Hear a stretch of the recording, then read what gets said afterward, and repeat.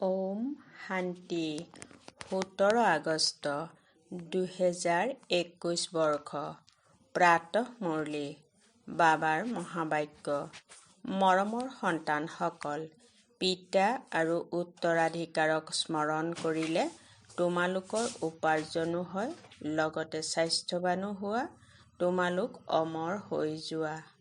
প্ৰশ্ন: হৃদয়ক শুদ্ধি কৰি তোলাৰ সহজ যুক্তি অৰ্থাৎ উপায় কোনটো?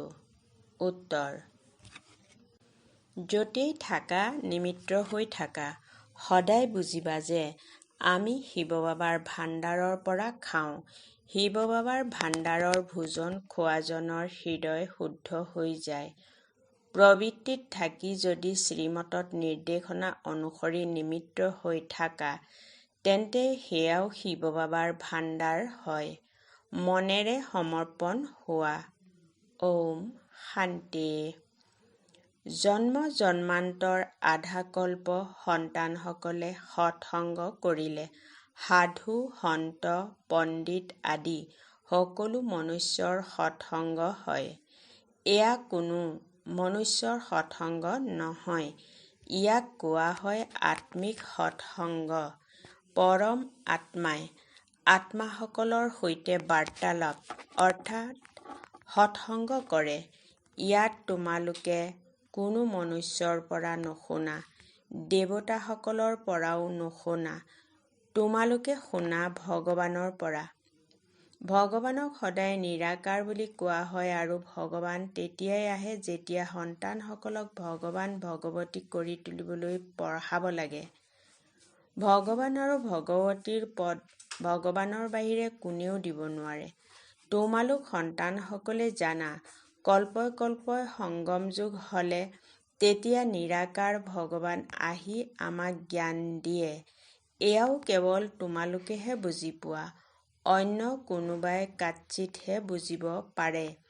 শিৱ বাবা নিশ্চয় আহে, কিন্তু তেওঁৰ সলনি কৃষ্ণক গীতাৰ ভগৱান বুলি কৈ দিছে।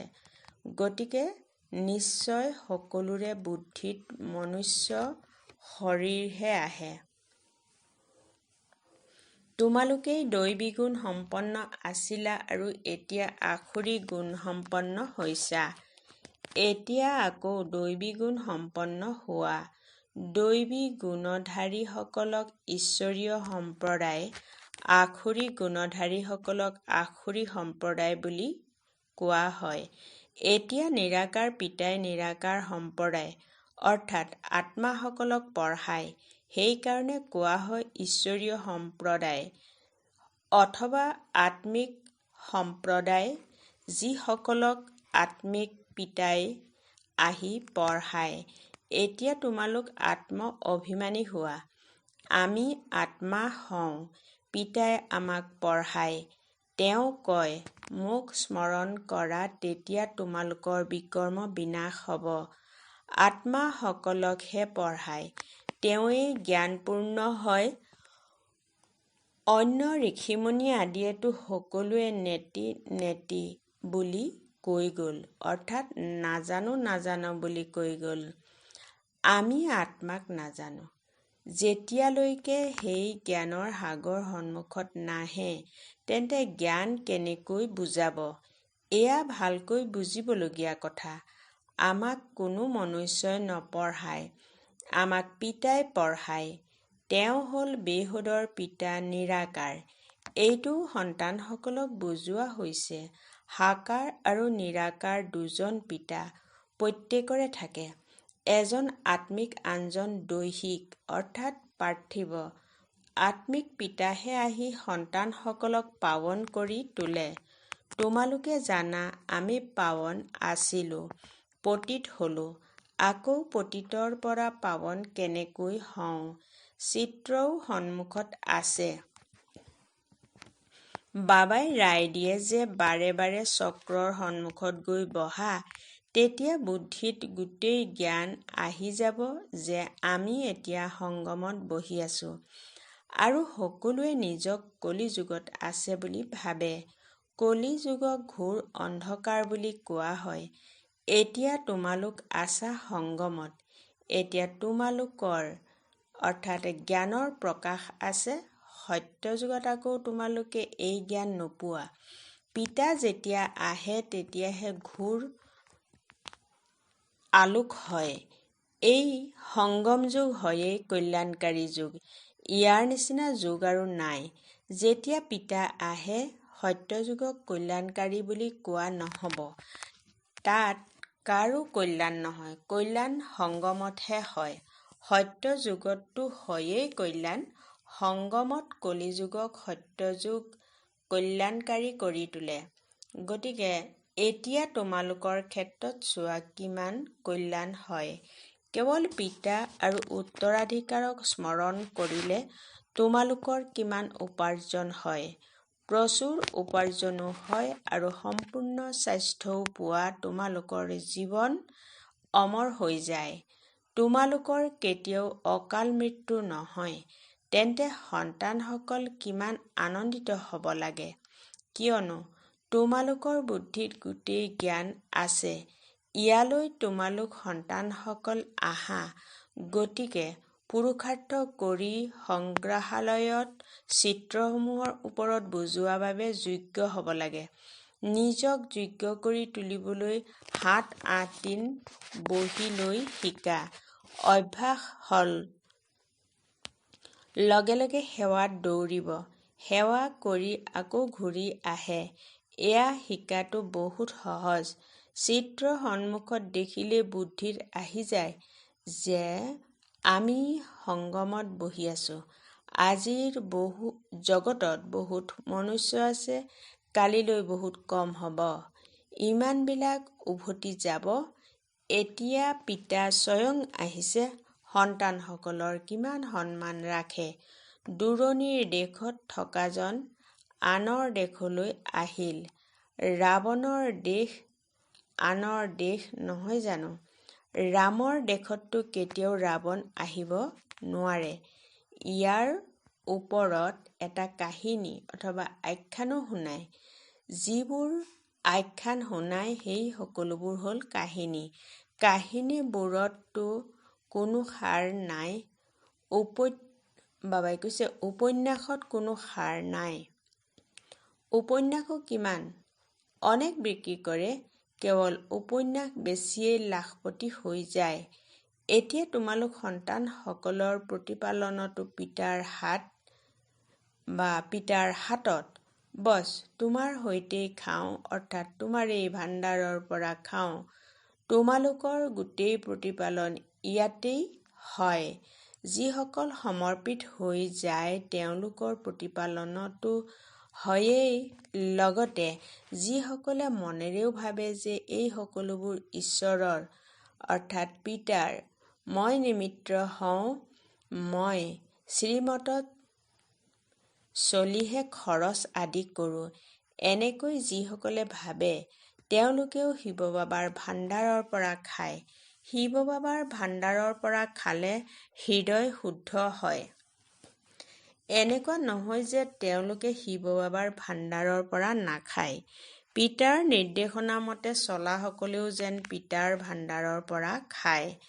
যি ভাণ্ডাৰৰ পৰা খায় সেই ভাণ্ডাৰ সদায় ভৰপূৰ হৈ থাকে আৰু তাৰ পৰা খালে কালকণ্টক দূৰ হয়।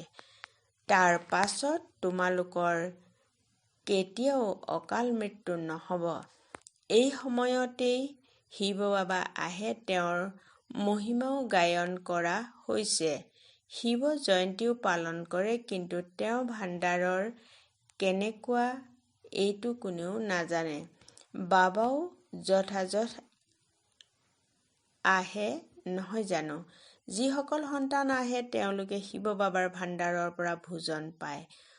পুৰুষ সমৰ্পণ হ'লে সেইটো বাৰু ঠিক। যদি তেওঁলোক সমৰ্পণ নহয় তেতিয়া মাতাসকলে কি কৰিব? কিয়নো উপাৰ্জনটো স্বামীৰ।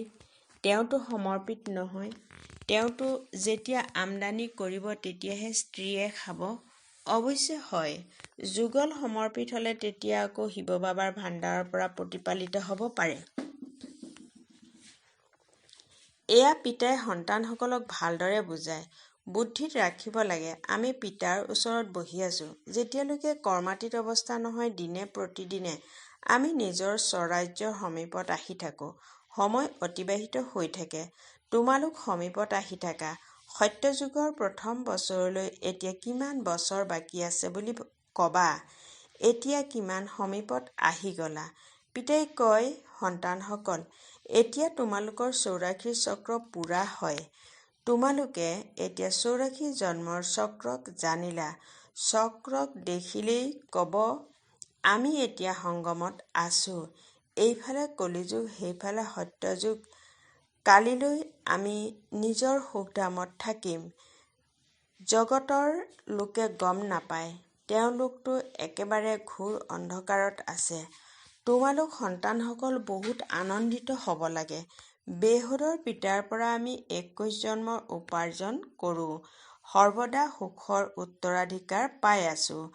এইটো আনন্দ থাকে। স্বৰ্গবাসী হোৱা এয়া তোমালোকৰেই ভাগ্যত আছে। স্বৰ্গ এক বিস্ময়কৰ বস্তু। যেনেকৈ 7টা বিস্ময়কৰ দেখুৱাই, ইয়াতো সকলোতকৈ ডাঙৰ বিস্ময়। বিস্ময়কৰ স্বৰ্গৰ চিত্ৰও বেলেগ। এই লক্ষ্মীনাৰায়ণ স্বৰ্গৰ মালিক আছিল। সেইকাৰণে বাবাই লিখিছিল, ওপৰত সূৰ্যবংশীৰ বিষয়ে লিখা, তাৰ তলত চন্দ্ৰবংশীৰ বিষয়ে লিখা। তেতিয়া আধাকল্প পূৰা হৈ যাব। সূৰ্যবংশী চন্দ্ৰবংশী 1250 বছৰ। তেতিয়া আকৌ লাখ লাখ বছৰততো কথাই নোহোৱা হৈ যাব। তাত বাহুবলত কিমান খৰচ হয়। ইয়াত আৰম্ভণিৰ পৰা অন্তলৈকে একোৱেই খৰচ নহয়। এয়াতো পিতা আৰু সন্তানসকলৰ হিচাপ। খৰচৰ কথাই নাই।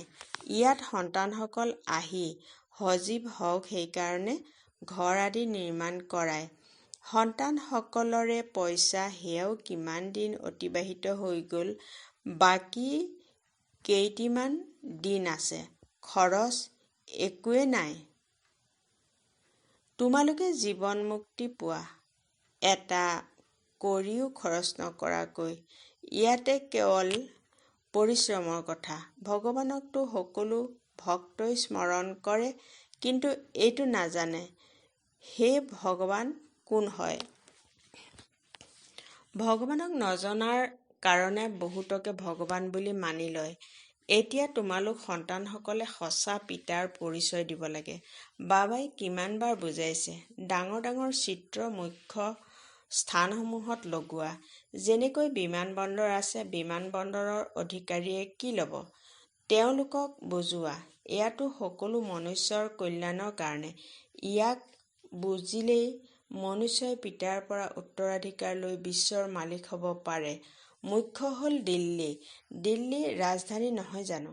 তাত সকলো একেলগে থাকে। তাত টিনপাতত এনেকুৱা ডাঙৰ ডাঙৰ চিত্ৰ লগাব লাগে।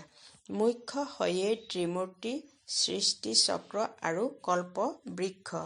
এই চিৰিৰ চিত্ৰখনটো লেখত ল'বলগীয়া।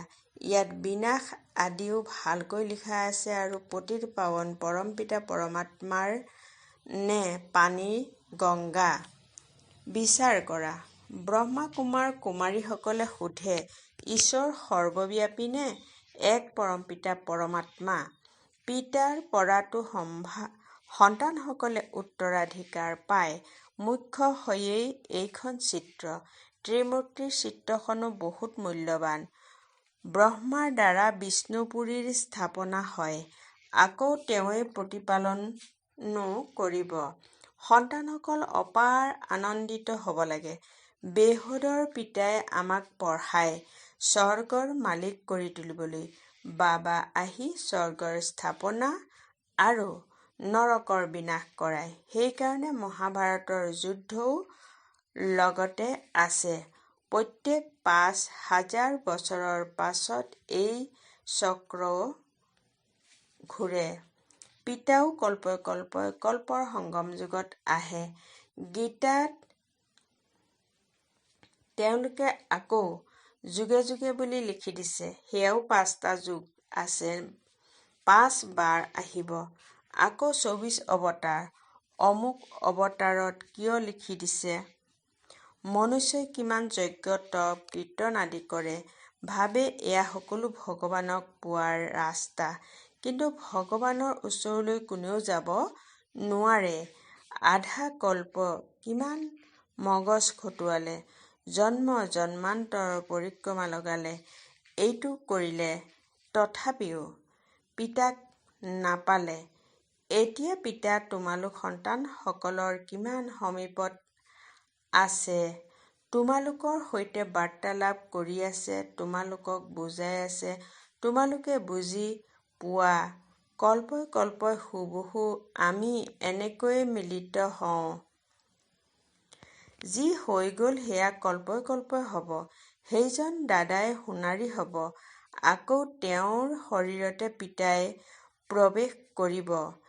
আকৌ সেইসকল সন্তানেই আহি পিতাৰ হ'ব আৰু পুনৰ স্বৰ্গৰ উত্তৰাধিকাৰ ল'ব। পিতাৰ তোমালোক সন্তানসকলৰ সৈতে অনাদি অবিনাশী এই ভূমিকা কল্পই কল্পই এনেকৈয়ে পুনৰাবৃত্তি হৈ থাকে। ভাল বাৰু। অতি মৰমৰ কল্পৰ পাছত পুনৰাই লগ পোৱা সন্তানসকলৰ প্ৰতি মাতা পিতা বাপ-দাদাৰ স্নেহপূৰ্ণ স্মৰণ আৰু সুপ্ৰভাত। আত্মিক পিতাৰ আত্মিক সন্তানসকলক নমস্কাৰ। ধাৰণাৰ বাবে মুখ্য সাৰ নম্বৰ 1। এয়া কল্যাণকাৰী সংগম যুগ। ইয়াত সকলো কথাত কল্যাণ আছে। উপাৰ্জনেই উপাৰ্জন হয়। পিতা আৰু উত্তৰাধিকাৰক স্মৰণ কৰি 21 জন্মৰ কাৰণে জীৱনক অমৰ কৰিব লাগে। নম্বৰ 2। প্ৰবৃত্তিত থাকি মন বুদ্ধিৰে সমৰ্পণ হ'ব লাগে। শ্ৰীমত অনুসৰি খৰচ কৰিব লাগে। পূৰা নিমিত্ত হৈ থাকিব লাগে। শিৱ বাবাৰ ভাণ্ডাৰ সদায় ভৰপূৰ হৈ থাকে আৰু তাৰ পৰা খালে কালকণ্টক দূৰ হয়। বৰদান বিস্তাৰৰ ৰং বিৰঙী কথাবোৰৰ পৰা একাষৰীয়া হৈ কঠিনক সহজ কৰোঁতা সহযোগী হোৱা। যেতিয়া পিতাক চোৱাৰ সলনি কথাবিলাক চাবলৈ লাগি যোৱা, তেতিয়া অনেক প্ৰশ্নৰ উদয় হয় আৰু সহজ কথাও কঠিন অনুভৱ হ'বলৈ ধৰে। কিয়নো কথাবোৰ হ'ল বৃক্ষ আৰু পিতা হ'ল বীজ। যিয়ে বিস্তাৰিত বৃক্ষক হাতত তুলি লয়, তেওঁ পিতাক একাষৰীয়া কৰি দিয়ে। তেতিয়া বিস্তাৰৰ এক জাল হৈ যায়, য'ত আবদ্ধ হৈ পৰে। কথাবিলাকৰ বিস্তাৰত ৰং বিৰঙী কথা থাকে, যিয়ে নিজৰ ফালে আকৰ্ষিত কৰি লয়। সেইকাৰণে বীজৰূপ পিতাৰ স্মৃতিৰে বিন্দু লগাই তাৰ পৰা একাষৰীয়া হৈ যোৱা, তেতিয়া সহযোগী হৈ যাবা। শ্লোগান: মই আৰু মোৰ ভাৱৰ খাদ সমাপ্ত কৰা মানেই আচল সোণ হোৱা। ঔম শান্তি।